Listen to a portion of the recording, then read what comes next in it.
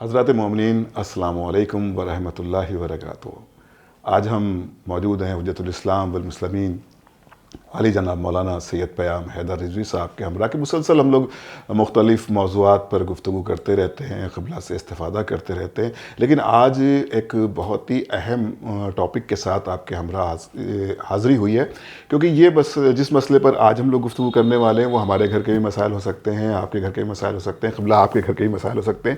آج جو زندگی ازدواجی زندگی ہے وہ ایک تو خود بھی بہت اپنے آپ میں مشکل ہوتی جا رہی ہے، کیونکہ زندگی میں مہنگائی، اخراجات اور آمدنی کے ذرائع کم ہوتے جا رہے ہیں۔ یہ بہت بڑا ہے۔ اس کے اوپر ہوتا ہے کیا ہے، جب ہم کوئی لڑکی بیاہ کر اپنے سسرال جاتی ہے تو وہاں پر دیکھا جاتا ہے، اور ناظرین مجھے معاف کر، میں کسی طرح اشارہ نہیں کر رہا ہوں، یہ میں اپنی ذاتی طور پر بات کر رہا ہوں، ایک سماج کی بات کر رہا ہوں، کہ وہاں پر اس سے لڑکی سے سسرال والے کچھ بہت زیادہ توقع کرنے لگتے ہیں۔ تو شریعت اس کے بارے میں کیا حکم دیتی ہے؟ بسم اللہ الرحمن الرحیم وبہ نستعین۔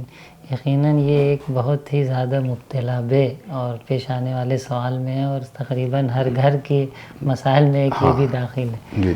دیکھیے، ہر چیز کے حقوق جو ہیں اسلام نے بیان کیے کہ باپ کے بیٹے پہ کیا حق ہے، یا شوہر کا زوجہ پہ کیا حق ہے، یا زوجہ کا شوہر پہ کیا حق ہے۔ دیکھیے، اس میں سب سے اہم رول یہ ہوتا ہے کہ ہماری جو توقع ہوتی ہے سامنے والوں سے، اکثر یہ ہوتا ہے کہ یہ توقع ایک طرفہ ہوتی ہے، یعنی آپ اپنی ذمہ داریوں کو پورا کریے، لیکن ہم کریں یا نہ کریں یہ آپ ہم سے سوال نہ کریے۔ شوہر کی یہ توقع ہوتی ہے، یا کبھی ماں باپ کی جسے کہیں پتوں سے، یا بہو سے جسے کہیں، کہ یہ توقعات ہوتی ہیں۔ دیکھیے، اسلام نے ہر چیز کا ایک دائرہ اور کیٹیگریز معین کی ہے کہ توقع کی بھی ایک حد ہوتی ہے، ٹھیک ہے۔ مثال طور پہ اگر آپ کی بہو ہے اور آپ والدین ہیں اس کے شوہر کے، تو اب اس کا مطلب یہ نہیں ہے کہ آپ جو بھی اس سے درخواست کریں اور جس ٹائم بھی اس کو کہیں کہ بھائی آپ یہ کریے اور یہ ہونا چاہیے اور فلاں ہونا چاہیے۔ دیکھیے، عدالت کو اللہ نے انسان کی فطرت میں رکھا ہے، احسن ہے نہیں؟ عدالت انسان کی فطرت کا حصہ ہے۔ ظلم ہر انسان ناپسند کرتا ہے، اور عدالت ہر انسان دوست رکھتا ہے، گرچہ وہ خود عدالت انجام دے یا نہ دے، اور ظلم سے دوری کرے یا نہ کرے، لیکن یہ فطری طور پہ۔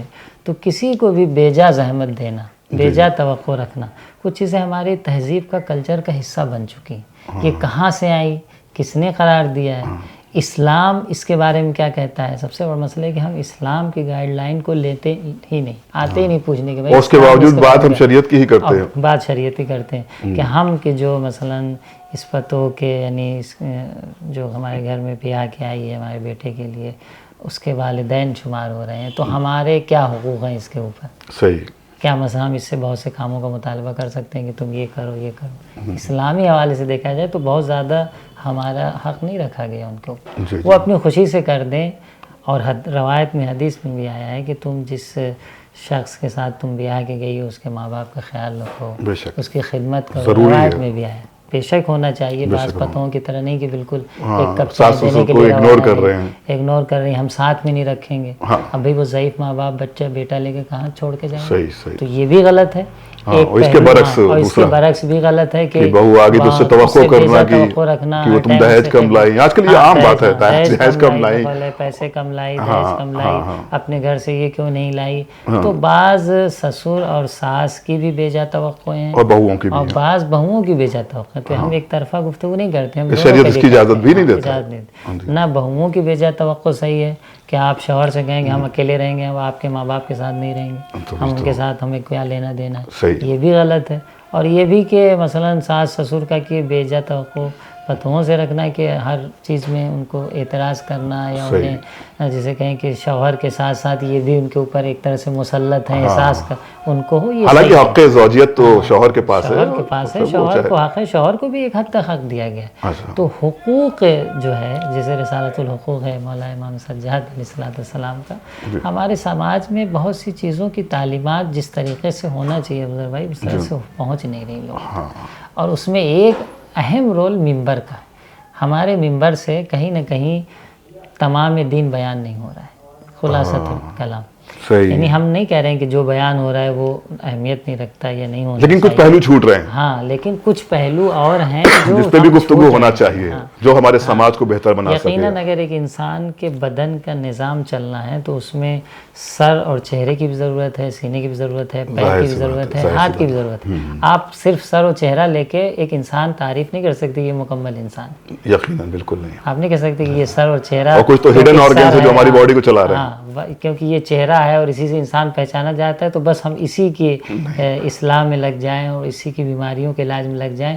گردن سے نیچے اگر کوئی بیماری آ رہی ہے تو ہم اس کا علاج نہ کریں, کیونکہ چہرہ ہی تو بدن کا سب کچھ ہوتا ہے. نہیں تو یہ چہرہ بھی برقرار نہیں رہے گا. تو ممبر پہ اب ہم نام نہیں لیتے, لیکن صرف ہم نے ممبر کو کچھ خاص مطالب سے مخصوص کر دیا ہے, جس کی وجہ سے ہمارے یہاں اخلاق, تربیت, سیرت, رسالت الحقوق یعنی بندوں کے حقوق, ایک دوسرے کے حقوق, یہ تمام چیزیں بیان نہیں کی جاتی, ان لوگوں تک نہیں پہنچ رہی.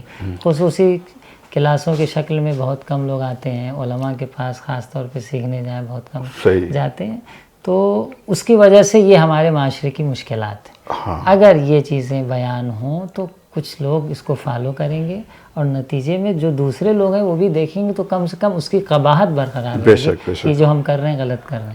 اچھا, آسان زبان میں چاہتا ہوں کہ آخر میں یہی بتا دیں کہ جو گھر میں آپ کے بہو یا ہمارے گھر میں آئی ہے بیاہ کر, اس کے کیا حقوق ہیں, یا ہم جو اس کے گارجنس ہیں, ساس سسر کہہ سکتے ہیں بچی کے یا لڑکے کے ماں باپ, ان کے کیا حقوق ہیں اور کیا ذمہ داریاں ہیں؟ دیکھیے اس کے سب سے پہلے تو حقوق یہ کہ شوہر کے حقوق کو پورا کرے. شوہر مین اس کا ہے, اس کا جو سرپرست ہے, سب کچھ ہے وہ شوہر. پہلے شوہر کے حقوق پورا کرے.